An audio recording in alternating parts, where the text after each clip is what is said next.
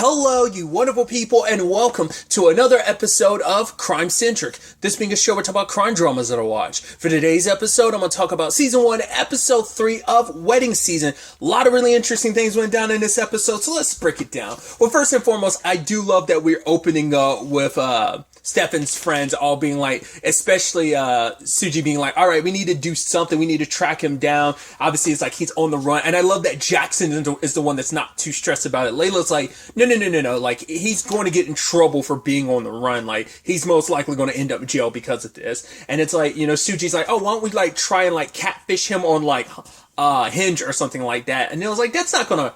Well, actually, it's Stefan. He actually might check his dating socials while on the run. But Jackson's like, don't worry about it. He's going to be fine. I'm like, I love how he's so laissez-faire about it. But I guess that I think we've kind of gotten to see with Jackson, especially this episode. He kind of probably like tries to make it seem like everything's like okay on the surface when even when something's worrying him like underneath. Because 2.5 months ago was his ex's wedding, Zach. And it is this thing that at the wedding, he constantly had people throwing in his face like, oh my God, this could have been you. Which I'm like, that's the shittiest thing you could say to someone and be like, oh, you're at your ex's wedding. It's like, cool, this could have been you. This could have been you. Like, oh, see how happy they are? That could have been you. I'm like, who would do that and why? Because Jackson tried to underplay it like, oh yeah, like it wasn't that big of a deal. It was almost like he literally just trivialized it to like, oh yeah, like we had sex and like got head from him a couple times and like or maybe he gave him head, whichever case, vice versa. It's just like, yeah, he just kind of made it seem like it was nothing. But the entire episode, especially when people throw it in its face, because Zach tried to hook him up with someone, but it's like, oh yeah, like the guy I tried to hook you up with apparently you were about ready to punch him in the face. It's like, yeah, sorry about that. It's like, it's pretty rough. Because it was this beautiful moment where like Zach's dad is at the wedding and he mumbles to himself like, oh, your mom wouldn't have been happy about this wedding, whatever. Like, because Zach had came out to him and it did not go well. And his dad showed up at the wedding, but he's not there being supportive. And Zach's hubby to be is like, you know what? If you don't want to be here, then leave. Get out. We don't want you here if you're going to be a sourpuss. And Jackson stood up and was like, obviously the rest of the crowd was happy for them, but I think in particular Jackson was he's the one that was like, he was like, go ahead, kiss, because he even said it like, I'm happy you found someone. He's like, I wouldn't have had the balls to stand up to your dad like that. So he's like, right, you guys are really good together, and all this, because for him it's like he was hoping that he could have talked to his dad and that everything could have been okay because they're all they have because he lost his mom. And so they do have this beautiful moment later on, him and his dad. I thought that was really beautiful. And you could tell like it is rubbing Jackson the wrong way. And it's just kind of like, it is that thing of like, he's the one that keeps being like, because we saw last episode, there was a guy that was like, hey, do you want us to exchange numbers? And Jackson was completely dismissive. So I don't know whether it's because the whole, like, he really, really cared for Zach and any other hookup is just kind of a one and done. Because I think it seems like you kind of developed that. I mean, there's nothing wrong with just, like, being single and mingle and nothing like that. But at least based on what happened with Jackson this episode makes you go, like, it's most likely he either got hurt in the past or he just doesn't want to take the chance he will get hurt again or something, maybe because of the way things played out between him and Zach. But either way, I do love that Suji found someone. I wonder if her and Jess are together, and even if they're not, it's just like, oh, because I like that Jess was like, oh, no, Suji was like, oh, you should meet with Jess, like, there's a wonderful girl, and it's like, oh, yeah. He's like, so do you want to go get your picture taken? So I think, because he was kind of being like, right, Jess is kind of more interested in you, because especially Jackson was like, yeah, Stefan's not her type. I figured that's what that was kind of alluding to. And they do hook up, and whether that becomes a continuous thing or not, or whether it'll be interesting to see what ends up happening on that front. But I also love this minor through line about Layla. Every time Anil brings up the wedding stuff, she's like, yeah, I have to sit on his face. She's like, metaphorically speaking. Well, then also literally in some occasions, but she's like, I can't keep having sex. She's like, I'm literally going to get a UTI from this she's like, I got to find another solution because it's like, oh, usually, wedding stuff is a strain on a relationship, all those decisions and all those details and stuff like that, until the point that she was like, you know what? I can't stand it anymore. I need you to handle all of this stuff. I can't keep having sex with you like this. So you handle all the details. And then it was almost like, okay. I think it's because it blindsided him. I think for her sake, it's just kind of like, right, you handle all the details. And I think that's kind of a nice flip on it, because the stereotype is just kind of like, right, the wedding, like the bride to be is the one that's all about the wedding and stuff like that, all about the details. But Neil, the hubby, is the one that's like focused on all the details. So I thought that was kind of a nice flip on what would kind of be seen as kind of like the stereotype of a wedding situation. But I wonder, is he kind of bothered by that? Because it was like, oh, I thought we were kind of in this together, and that's the only reason why you've been having sex with me is just to shut me up. It's like, okay. I mean, the sex is awesome, but it's still kind of like, oh, it's just a tool to kind of like shut me up because, you know, and the fact is you couldn't immediately tell me that you just like had sex with me just to shut me up rather than tell me about it. But also I think it was kind of like supposed to be a us thing doing it. And I don't know, maybe he'll take it positively and be like, okay, I'll work on all the details, or I'm curious. We'll have to wait and see.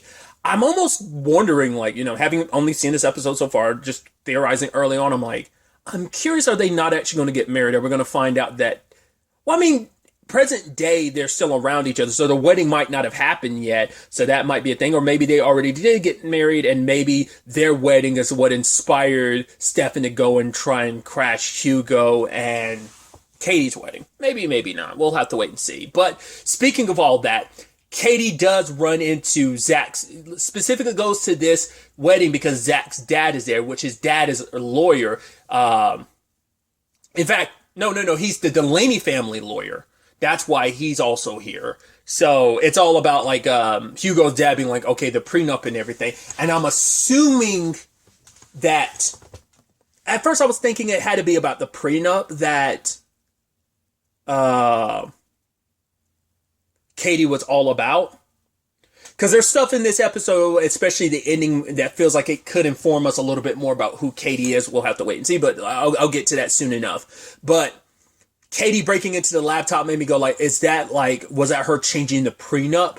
Like behind everyone's back and stuff like that? I guess it's like, right, change it without the lawyer knowing it and then signing it. And then when the time comes and it's already done, the paperwork's all already filed, there's no changing it at that point. It's already kind of written in stone. So, because probably like a lawyer's probably not going to, a lawyer's probably going to be like, all right, you want to look, I've looked everything over. Do you want to look over it once? It's like, no, I'm going to sign it. Boom, it's done. And she even saying like, oh, don't worry, Hugo, I'll sign it the next morning. You don't have to worry about it. I get it. Your dad's trying to protect you. So now I'm like, okay, so not unless there was something else, but it did seem like she was modifying a document, at least from what we could see of the screen. So I'm assuming she was modifying the prenup, but not unless there was some other information she was looking for on the Delaney, on Victor's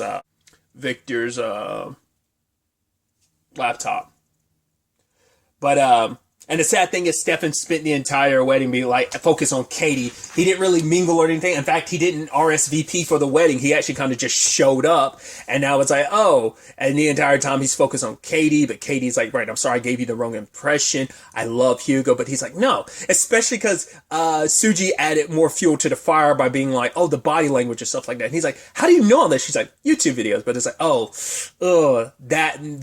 that laugh seemed genuine. Yeah, it's kind of a lost cause. Like, she kind of fueled the fire a little bit. But it's like, yeah, it's like, because even Suji was being like, yeah, it is kind of weird that like on her engagement, the night of her engagement party, she kisses Stefan. It's like, yeah, it is kind of weird. You know, it's like, you know, there is something there.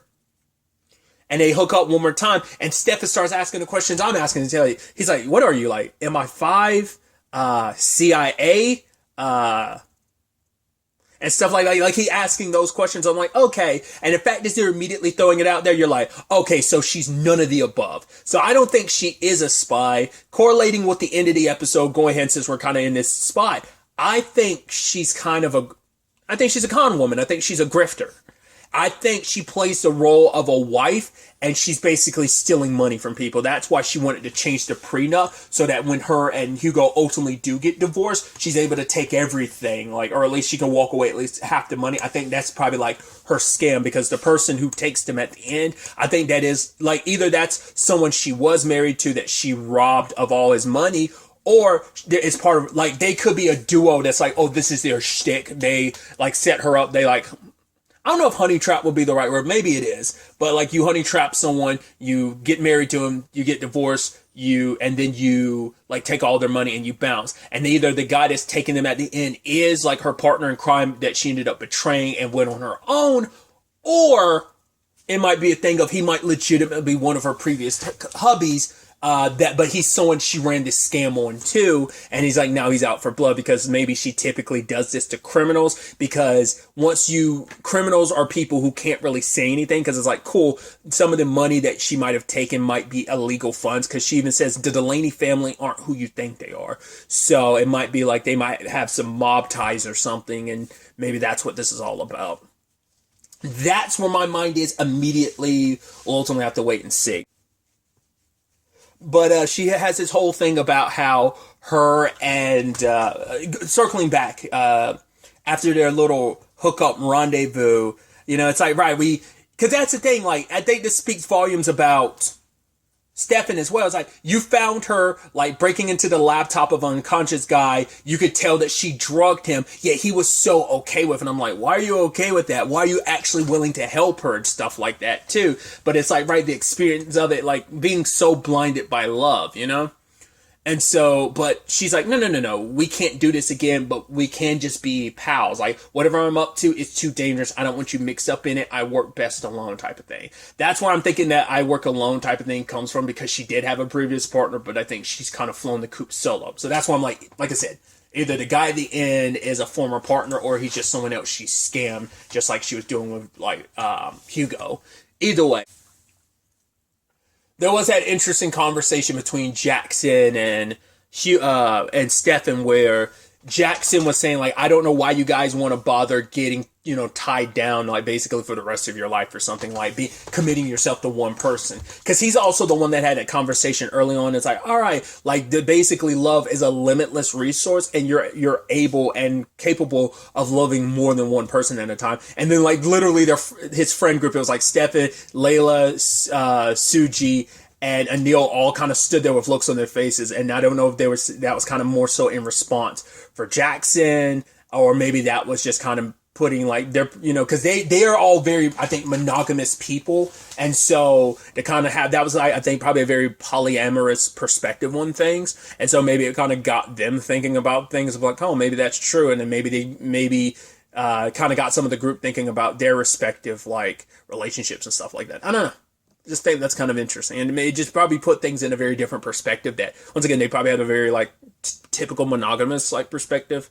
So maybe that's just kind of all that was. But Stefan saying that he doesn't want to be the person that's just kind of like, yeah, that drunk hookup guy staring in the corner like every wedding. He wants that for himself. He wants to find someone and just be happy and be tied down, And there he is, kind of just staring at Hugo and Katie being together. Because it's like, all right, I know you don't love them. You have your extenuating circumstances, and now we're just friends. So I wonder, does that friendship thing keep up anytime they have bumped into each other? Has it just been a thing of him kind of stalking her and showing up in the places that she is, or what's going on that front, But back to present day,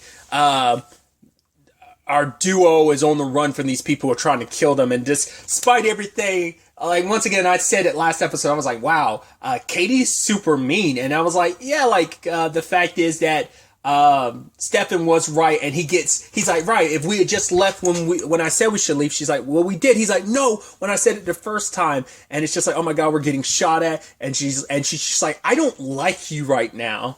And then later on, when they chill at a restaurant to get something to eat, and she's like acting all like, oh, like being playful and stuff. And it's like, she's like, what, are you mad about earlier? And she's like, kind of like, yeah, whatever about it. Like, why are you getting, he's like, right, you called me useless. And she's like, I mean, she was also saying like, well, I didn't say that. He's like, what other way do you take the word useless? He's like, I can be helpful to you. She's like, oh yeah, like a person who puts boo-boos on kids. And it's like, which is very mean, once again, very mean. I'm like, you literally saw me save someone's life at a wedding. He literally performed a tracheotomy in front of you. Like, and let's not forget, he was also kind of high at the same time too, which is impressive. Super, like, wrong, and that's why you'd also lose your medical license, but he was high when he did it too, so that speaks volumes. But it was just kind of, I think, she's kind of like, what I'm up to, we live in two different worlds. Like, you're a doctor, yeah, but it's like, you treat, like, she was just trying, like, I think it's just her defense mechanism, because like he was kind of coming at her like that, and it's just like, right, her probably defense is kind of to snap back. So the fact is that it's like she's saying that she works better on her own, and just him kind of snapping at her is like, fine, you know what? You're right. You do work better on your own because you're god awful. You're fucking awful to be around, or something like that. And I was like, and you can tell, like, she kind of almost like, you could tell just the like movement of her mouth. She was almost trying to play it off, but him saying that cut deep, because she does recognize, like, yeah, it is kind of messed up. It's like, right, he was right about the Fred thing. She ends up talking about it, how like she was a little too trusting with Fred, and look what happened. But he's like, you got to trust me, and like, we're in this together. But she was almost like, he's like, I'm not just luggage. I can be useful. Just like, fill me in on, tell me like what's going on here. We're in this together. But it's, which is interesting considering, like, yeah, you kind of did drag me into this, which makes you wonder, why did she do that? If she's not going to like listen to you, if she's going to just feel like, oh, I have to carry you all the way through this. I'm like, then why break me out then? But I guess maybe she's like, maybe she can bring him along. I don't know. Maybe that's part of the act too. I don't know. But the people roll up and they try to take Katie, and they had the Dexter plastic in the back of that. So it's like, oh, cool. They're going to kill you, wrap you up, and like probably dump your body in the water or like bury it. Who knows? But you're like, wow. And just but the moment like they put her in the back, I was like, Stefan's already in the front. He's driving off the car. Yep. I thought he was going to like slash the tires or something. It's like, no, he just took the keys. It's like, why would you leave the keys in the car? That is pretty stupid of them, but it's also like, right, you expect it to be an in and out type of situation. Also, once again, kind of fuels the thing of like, she isn't some well-trained person. Like, the fact is, when she was fighting them off, it's like, not like she's some, well-trained killer and assassin. It's like, no, she's like I said, she's probably just a con person. Like, she's probably a grifter. So it's probably like she is used to fleecing people. She probably typically doesn't. She probably has gotten out of hairy situations, but but she's scrappy is what it is. That's what I'm saying. It's not like she's a like fine-tuned trained killer. It's like, no, like she's scrappy and she'll like fight her way out of something. But it's like, right, she was outnumbered, so. But I love the whole thing, like, oh my god, you're so hot right now. He's like, wait, what? And she's like, oh my god, you're so getting laid tonight. He's like, you are so confusing. But she does admit, she's like, yeah, what was it? I love that sing-songiness of like, she was like, right, this is the closest you'll get to me apologizing, so you better enjoy it while you can, or something. Like, she was sing-songy with it. But it's like, right, I should have listened to you, and you did help me out. Like, we do make a good team, so. But I love that too at the ending when she was asleep. He was like, yeah, this is kind of crazy. We show up because he followed their GPS back to like a nightclub or something. So it's like, oh, maybe this place is a front, which is interesting. I mean, but I guess it's like, that is like the cliche for like a nightclub or something to be a front, because it's like, right, why would that be a front for something, considering how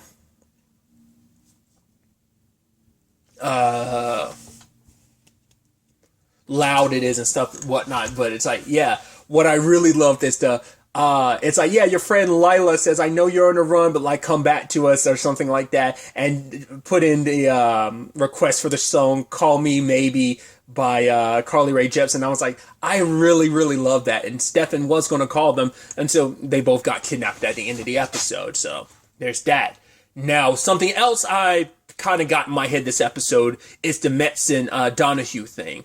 Obviously, like, they're following the trail because they found Fred, who's super dead now. Looks like he got one to the head and one to the chest, which I think was probably like that pop was probably like very professional. You'd assume it'd be more like a double tap, but I mean, I think that still would count as a double tap. But when you think double tap, you think double tap to the back of the head, like execution style, like that feels like the professional assassin thing to do, but whatever. But it still looks like, okay, because even Donahue's like, it doesn't seem like it fits her motive. Like, why come here and kill the final, like, one last member of the Delaney family? It's like, that doesn't make sense. Well, they had to kill him because he was a loose end. Yeah, they already have them, but it's like, yeah, Fred's working with whoever this is, but he was still a loose end. They would have probably tied up either way, or maybe they're saying that this was your mistake to clean up to begin with. It's like, cool, you kind of failed to clean this up. You helped us out here, but it's like, right, we know who we're looking after fully. Well, they already knew who they were looking for. And it's like, well, you're no longer useful to us. We can't have the chance because we know the cops are not going to be too far behind us. So we can't leave any witnesses. So you got to die, Fred. Either way, the fact is that Metz at one point in time, like, she's like, oh, we let the bad guys get away, and like, oh, I'm calling the boss. The moment she was on the phone, I just had this inkling the entire time between them. I'm like, one of them's going to be a dirty cop, aren't they? They're mixed up in this. Obviously, it looks like it's going to be Metz, especially when she was like, oh yeah, I was on the phone with the boss. Boss kind of like, was kind of pissed at me. She's like, minus 13 C words, and I'm like, she's got to be like the dirty cop. Or they're going to do the reveal where it's like, you think it's Metz the entire time, you think it's her, when in actuality it's Donahue. But I think it's going to be Metz, because I think it will play, either way it plays out, I think is going to be interesting, considering they've got their thing going on. Once again, I think it's an interesting mirroring of Katie and Stefan's situation, the whole Metz and Donahue. But it's like, oh, Donahue's like, oh, we should get 2 separate rooms. And she's like, no, 1. And they're like, oh, I guess we're getting 1 now. So I was like, hey.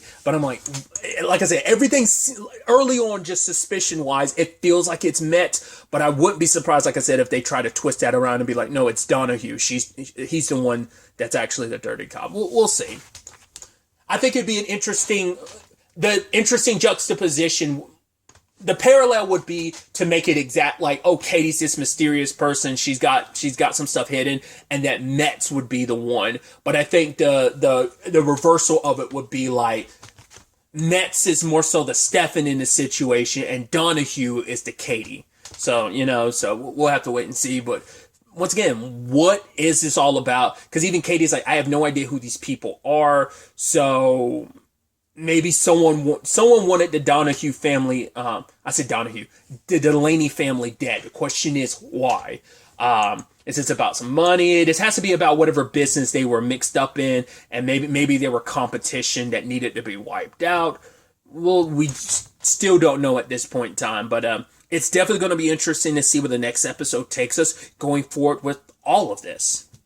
But really, that's all I want to talk about. Till the next time we meet, be happy, be safe, live life to the fullest, and enjoy it. Good day, and goodbye.